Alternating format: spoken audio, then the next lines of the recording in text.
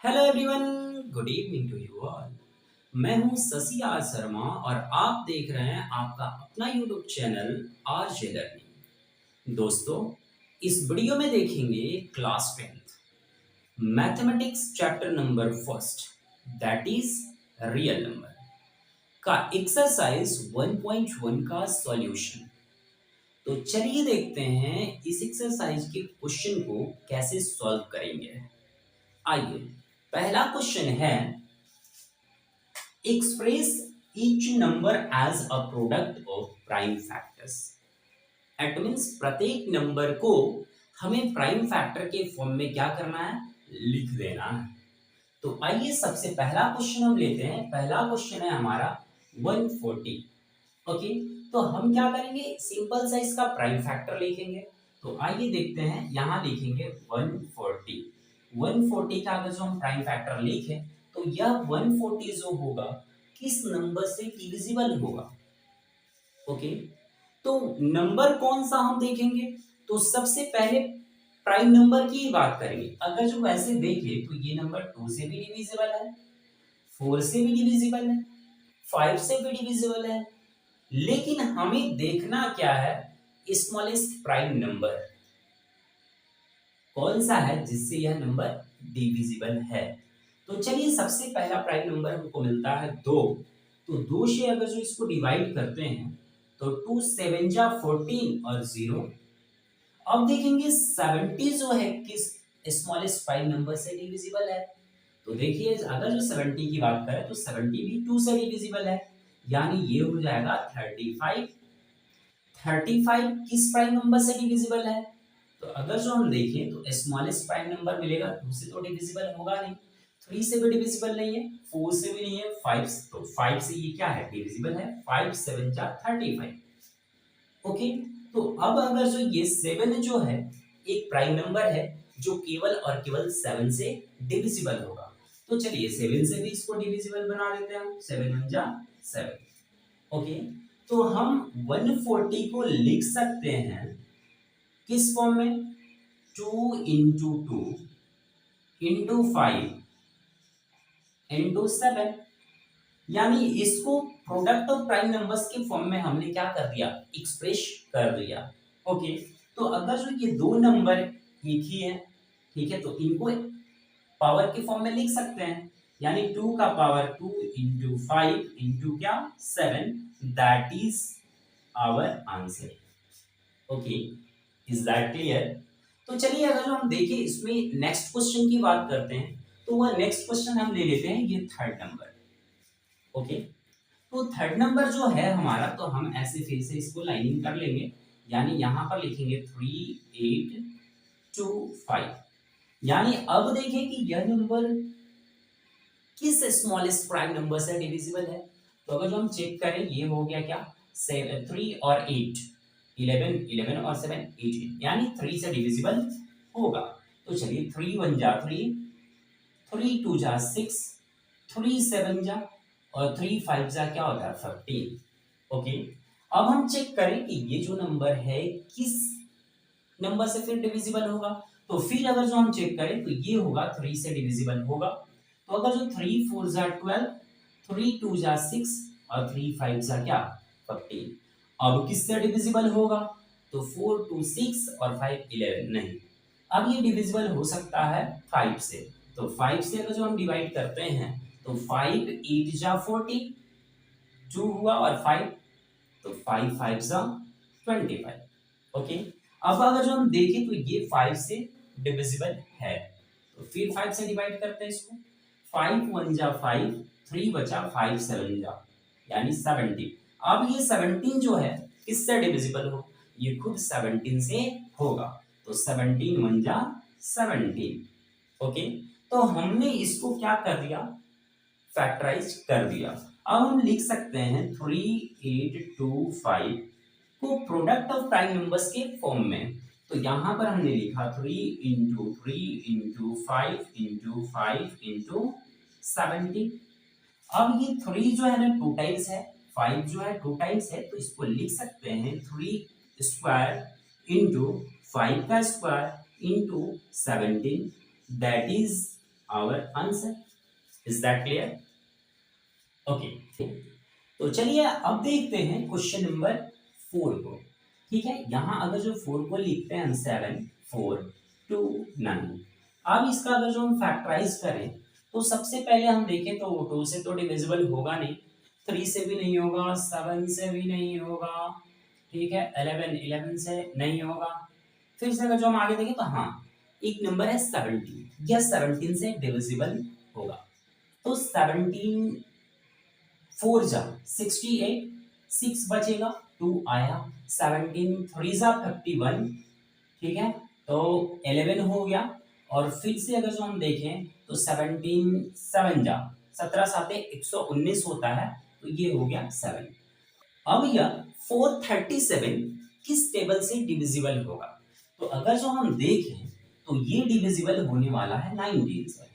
Okay, तो 19 से divisible होगा तो 19 टू जा और फिर से 19 3 जा।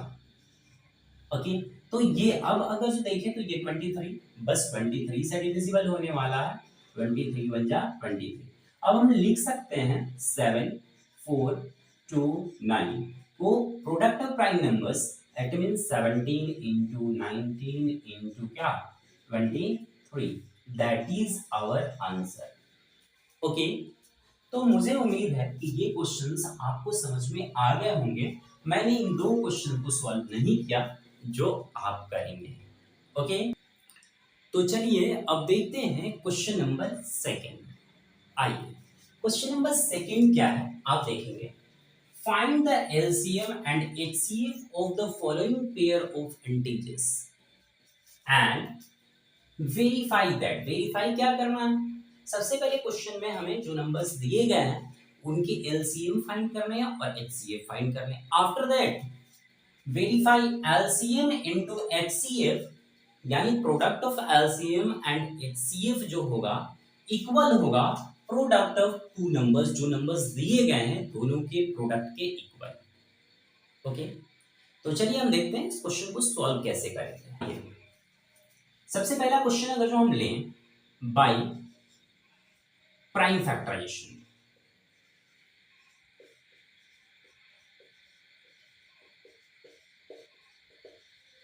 ठीक है, ये क्वेश्चन सॉल्व कर रहा है। 26 का प्राइम फैक्टर क्या होगा? यानी ये होगा 2 into 13। ओके, 91 का प्राइम फैक्टर क्या होगा? तो 91 का प्राइम फैक्टर अगर जो हम देखें तो 7 into 30। ओके, चलिए अब इन दोनों नंबर्स के हमने प्राइम फैक्टर क्या कर लिया, लिख लिया। अब क्या करते हैं, एचसीएफ लिखते हैं। HCF of these two numbers यानी 26 और 91 क्या होगा जी? तो इस दोनों फैक्टर में जो कॉमन होगा वही होगा। तो यानी दोनों में कॉमन क्या है 13, तो 13 हमने लिख लिया। It means HCF of 26 and 91 क्या हो गया 13। अब हमें लिखना है क्या एलसीएम, तो एलसीएम ऑफ क्या जी 26 एंड 91 अगर जो हम लिखें तो इन दोनों में जो कॉमन है उसको तो लिखना ही लिखना है, यानी दोनों में कॉमन है क्या 13, और जो कॉमन नहीं है उसे भी हमें लिखना है मल्टीप्लाई, जो मल्टीप्लाई क्या 7।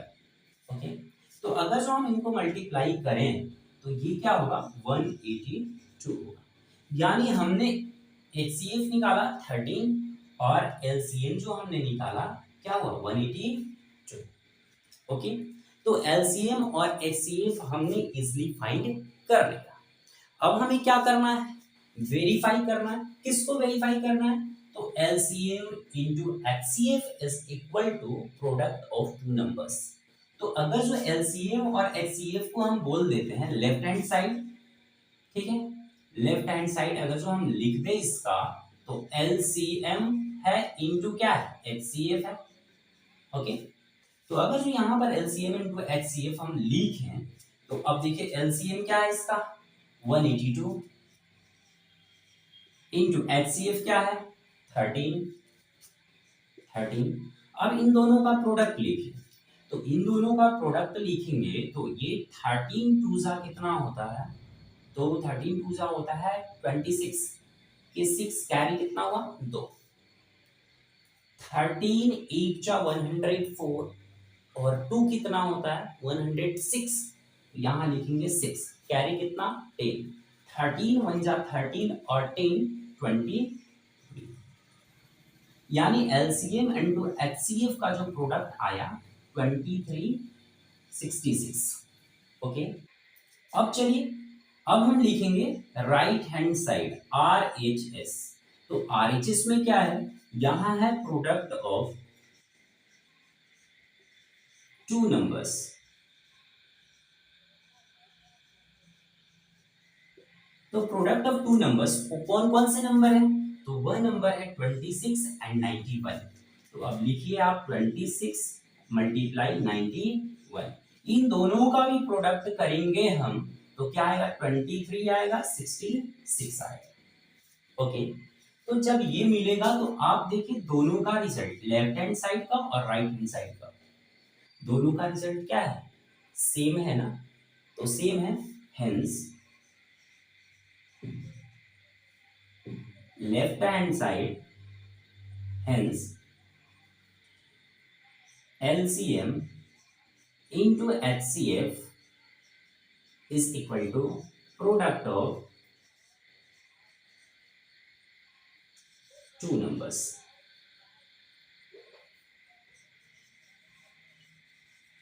वेरीफाइड। ओके, ये पहला क्वेश्चन हमने क्या कर दिया वेरीफाई कर दिया। ठीक इसी प्रोसेस से आप सारे के सारे क्वेश्चंस को क्या करेंगे वेरीफाई करेंगे। अब हम देखते हैं नेक्स्ट क्वेश्चन। नेक्स्ट क्वेश्चन में यानी क्वेश्चन नंबर सेकेंड ही है, सेकेंड में थर्ड क्वेश्चन देखते हैं। ओके, सेकेंड क्वेश्चन आपको बनाने हैं, राइट। तो चलिए अगर जो हम बात करें यहाँ पे फिर लिखना पड़ेगा हमें क्या bye prime factorisation.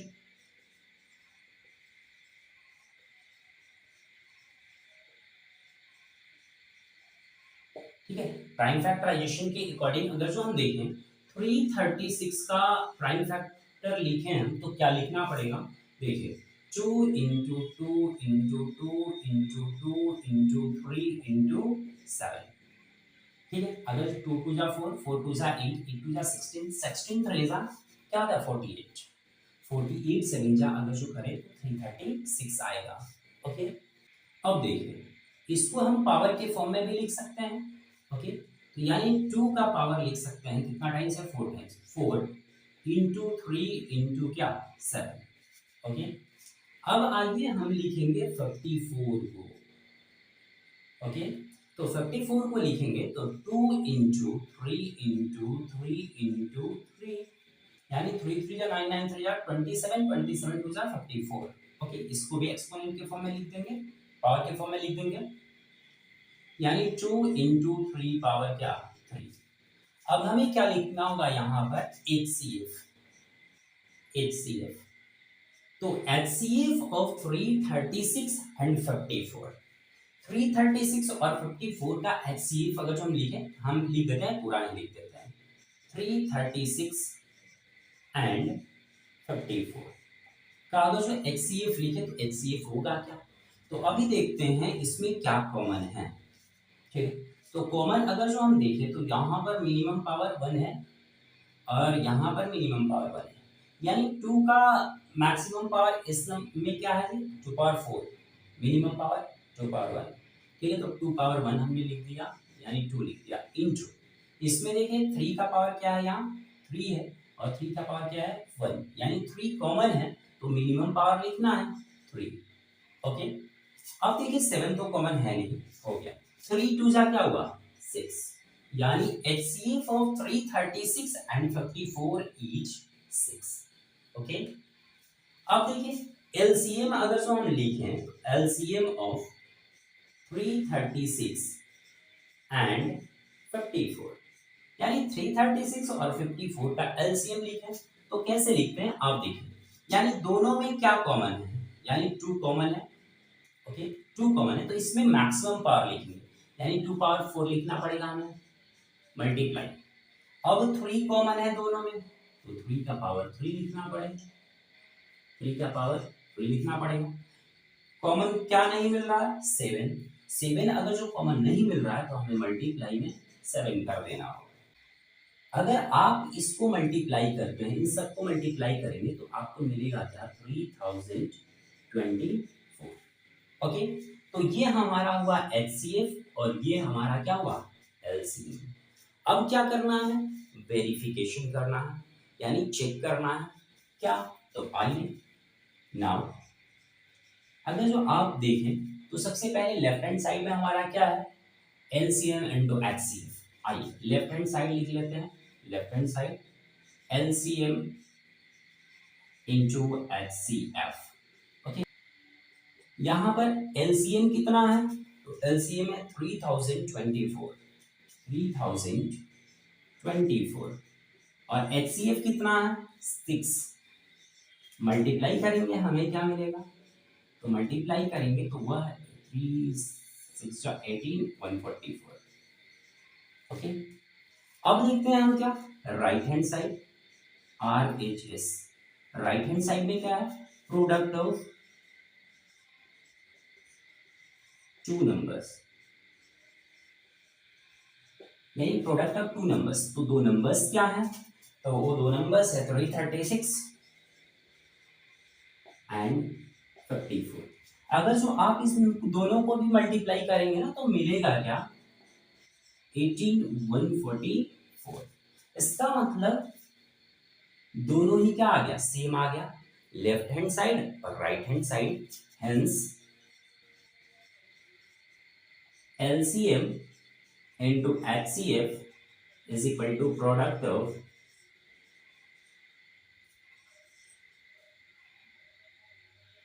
two numbers. Okay, verified. Is that clear? तो मुझे उम्मीद है ये क्वेश्चन आपको इजीली समझ आ गए होंगे। तो चलिए अब देखते हैं क्वेश्चन नंबर 3। क्वेश्चन नंबर 3 क्या कहता है? आइए देखते हैं। Find the LCM and HCF of the following integers by applying prime factorization method। Prime factorization method से हमें इन दिए गए नंबरों का क्या करना है? LCM एंड HCF फाइंड करना है। तो चलिए बहुत ही सिंपल है, कैसे? पहले क्वेश्चन को सॉल्व करते हैं। Okay, by prime factorisation.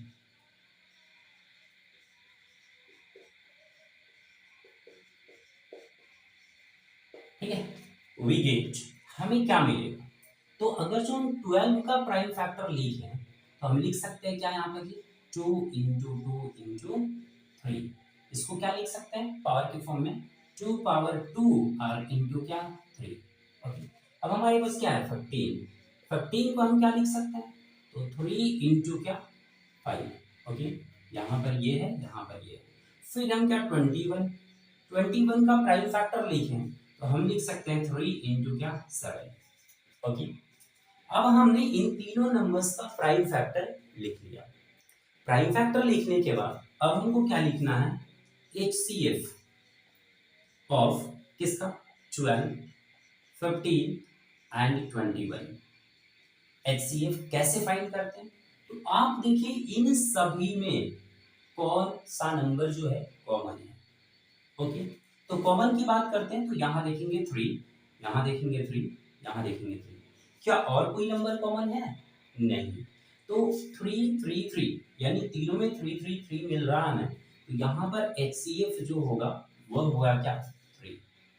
Okay, और तो कोई नंबर कॉमन नहीं है। ठीक है, केवल और केवल 3 तीनों में कॉमन दिख रहा है, तो हमने 3 लिख दिया, that is the HCF। Okay, अब चलिए LCM लिखते हैं। तो LCM कैसे लिखेंगे? तो LCM ऑफ 12, 15 एंड 21। जो तीनों में कॉमन है उसको तो लिखना ही लिखना है। 3 कॉमन है, हमने लिख दिया। अब बताइए क्या 2 सब में कॉमन है? नहीं है, तो लिखिए 2 पावर 2 इंटू 5 कॉमन है? नहीं है। जो कॉमन है उसको तो लिखना ही लिखना है, जो नहीं है उसको भी लिखना है। किसमें? LCM में। तो 5 कॉमन नहीं है तो 5 लिखेंगे, 7 कॉमन नहीं है तो 7 लिखेंगे। इन सबको अगर जो मल्टीप्लाई कर दिया जाए वही हमारा क्या होगा, एलसीएम होगा। आइए मल्टीप्लाई करते हैं, 2 2 जा 4, 4 3 जा 12, 12 5 जा 60 और 67 जा क्या 420, यानी 420। ये हमारा क्या हुआ, HCF, that is our answer.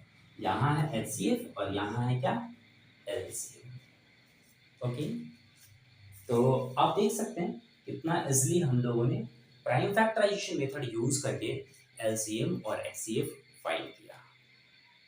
Okay, अब चलिए एक क्वेश्चन और देख लेते हैं हम, यहाँ पर सेकेंड को ही देख लेते हैं।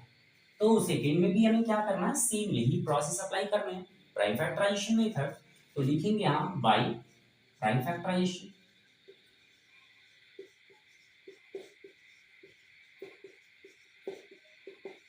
ठीक है, bye prime factorisation.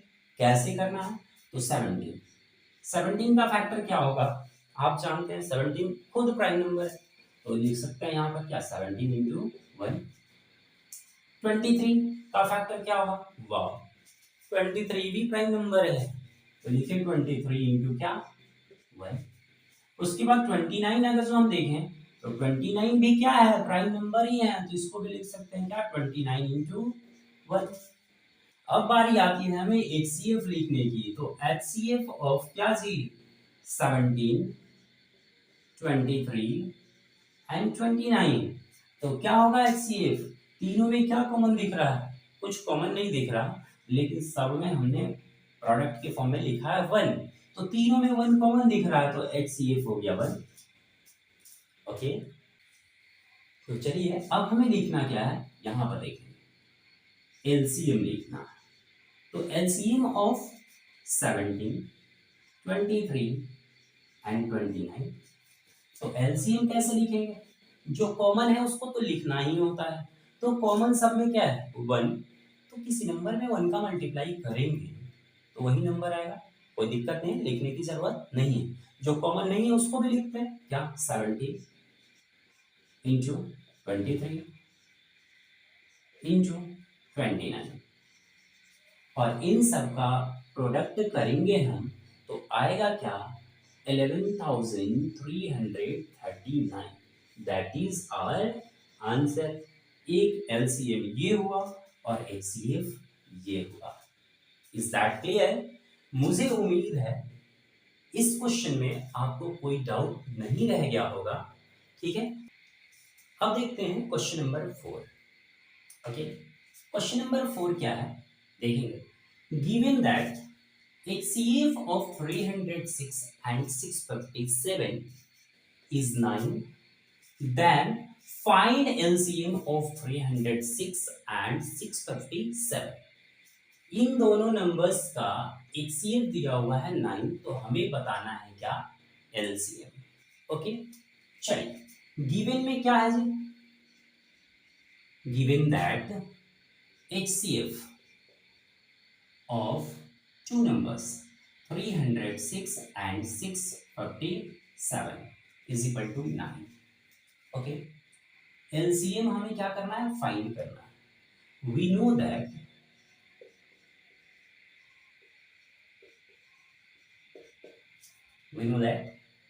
LCM into HCF is equal to product of two numbers। okay, LCM into HCF is equal to product of two numbers, that's good। चलिए अगर जो हम देखें यहाँ पे तो LCM हमें फाइंड करना है। ओके, HCF दिया हुआ है 9, प्रोडक्ट ऑफ टू नंबर्स, और वो दो नंबर्स कौन कौन से हैं 306 एंड 657। लिखे 306 इंटू 657।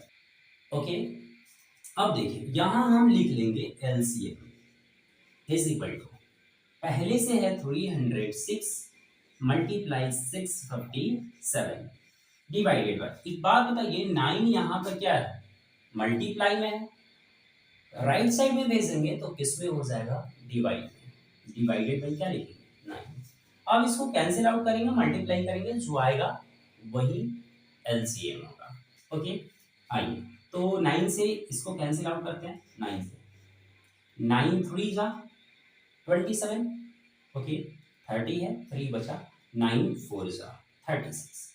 ओके, अब हम इन दोनों को मल्टीप्लाई करेंगे तो आएगा क्या, क्या आएगा जी, 22, 33 और 8। ओके, यानी ये जो नंबर मिला हमें, क्या मिला, LCM of two numbers, hence LCM of 306 and 657 is equal to 22,338. That is our answer. Is that clear? तो चलिए अब देखते हैं question number 5।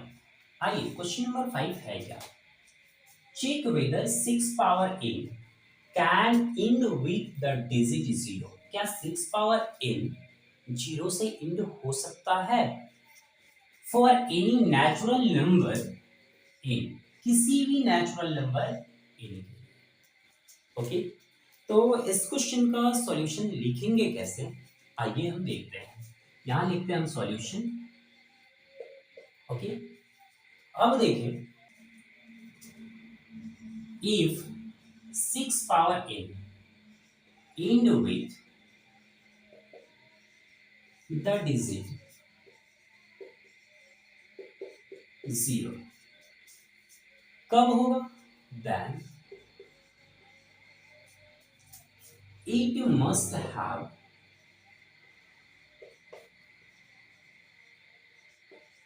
it must have 2 and 5 as a factor। यानी इसको 6 पावर n को 0 से इंड होने के लिए 2 और 5 क्या होना चाहिए, फैक्टर होना चाहिए, किसका, 6 का। But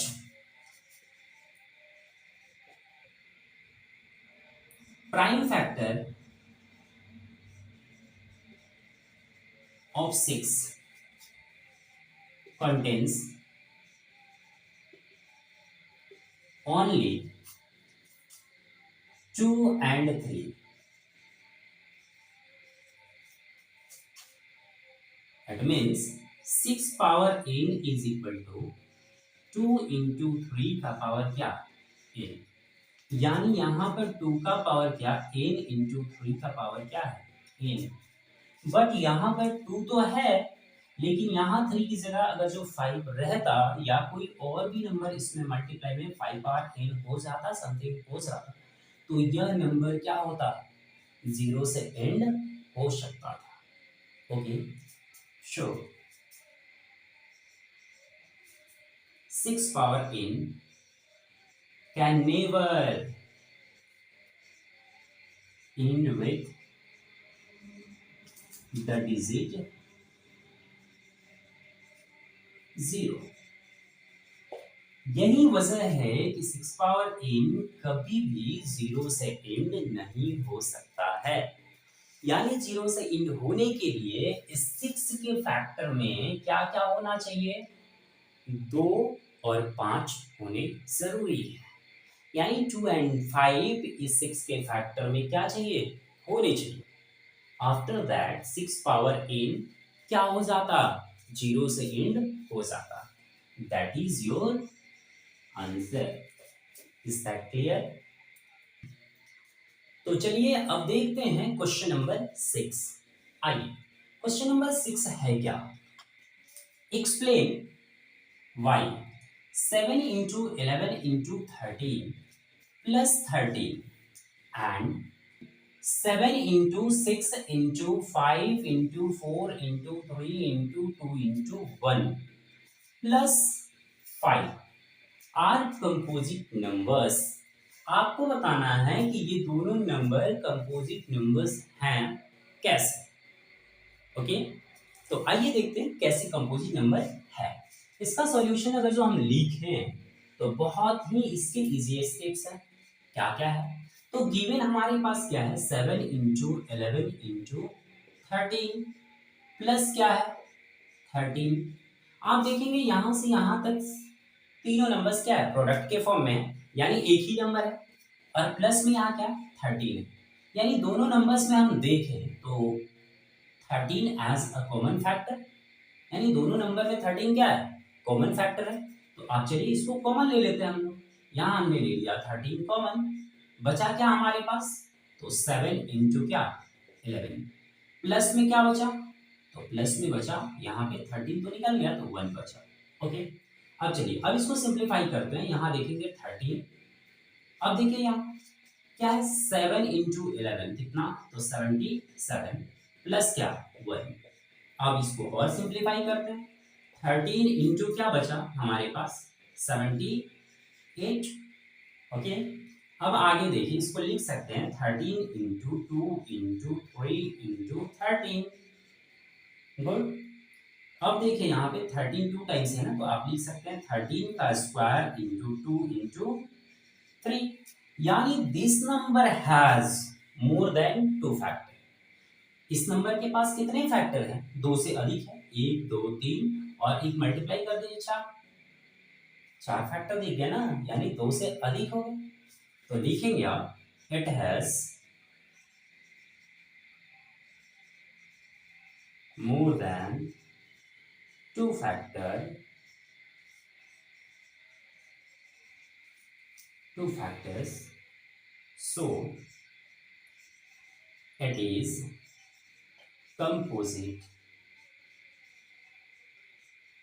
number, that is your answer. Okay, यानी इसके पास 2 से अधिक फैक्टर हैं। अब आइए सेकेंड क्वेश्चन की बारी है, तो सेकेंड क्वेश्चन को देखें हम, तो क्या कह सकते हैं यहाँ पर लिखते हैं 7 into 6 into 5 into 4 into 3 into 2 into 1 और प्लस क्या कर देंगे 5। अब इन दोनों नंबर्स में देखेंगे ये सारे नंबर्स तो एक ही है ना, मल्टीप्लाई के फॉर्म में है, और यहाँ प्लस में 5 है, ये दूसरा नंबर है, और दोनों में क्या कॉमन दिख रहा है 5, तो आप ले सकते हैं यहाँ कॉमन 5। 5 कॉमन लेने के बाद बचा क्या 7 into 6 into 4 into 3 into 2 into क्या 1 और प्लस में क्या बचा, यहाँ से 5 तो निकल चुका है ना कॉमन के फॉर्म में, तो बचा क्या यहाँ पे 1। अब इन सबको सॉल्व करेंगे तो 5 इंटू क्या इस सबको मल्टीप्लाई करेंगे तो आपको मिलेगा क्या 1008 प्लस मिलेगा 1। अब बताइए 5 इंटू यहाँ पे इन दोनों को ऐड कर देंगे तो 1000 मिलेगा क्या 9 इंटू 1 कर देते हैं। अब इसके पास भी कितना 2 से अधिक 3 फैक्टर हो गया ना इसके, दिख रहे हैं, ठीक है। तो अब बताइए it has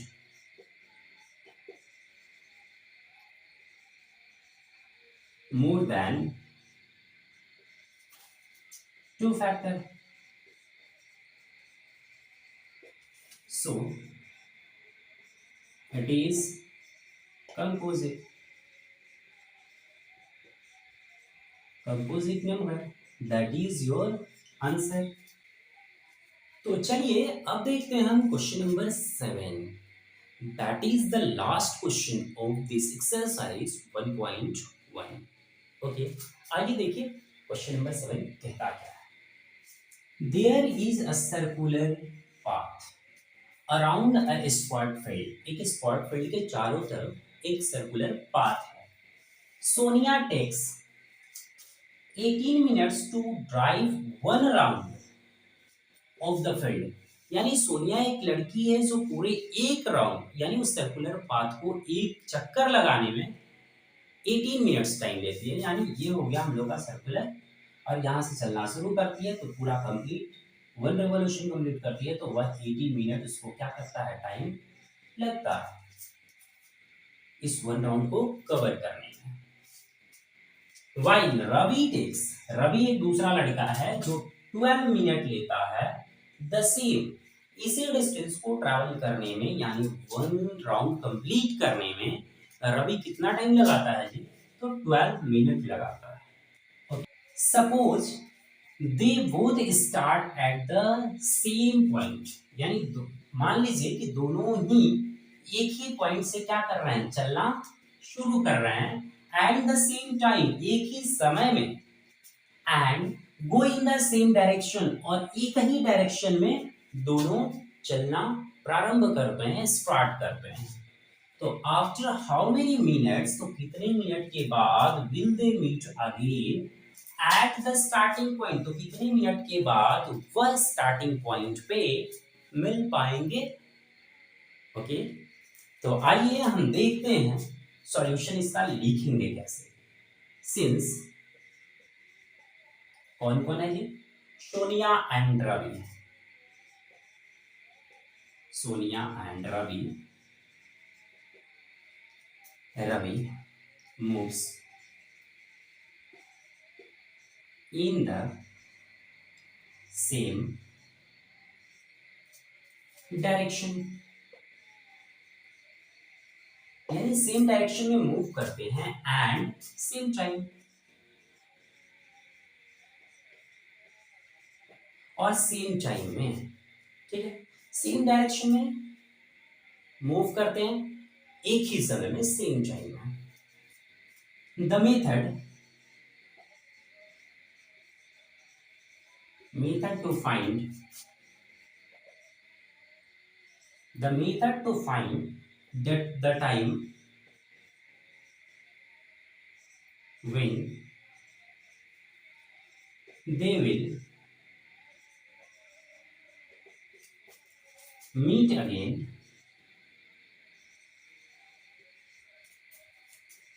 at the starting point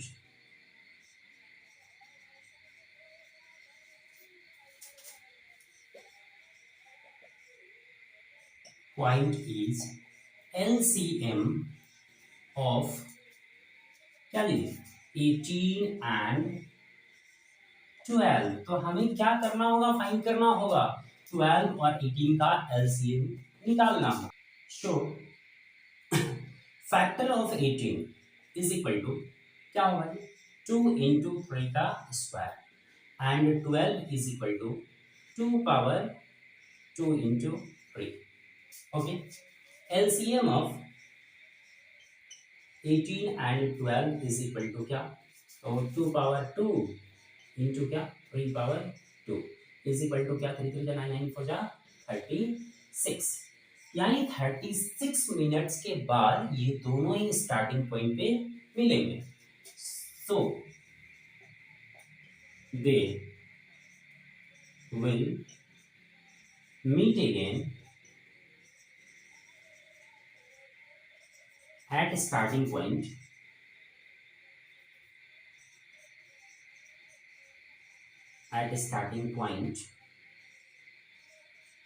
after 36 minutes, that is our answer। is that clear? तो इस वीडियो में हमने 1.1 एक्सरसाइज को कंप्लीटली कवर किया है, ठीक है। तो अगली वीडियो में हम लाएंगे एक्सरसाइज 1.2।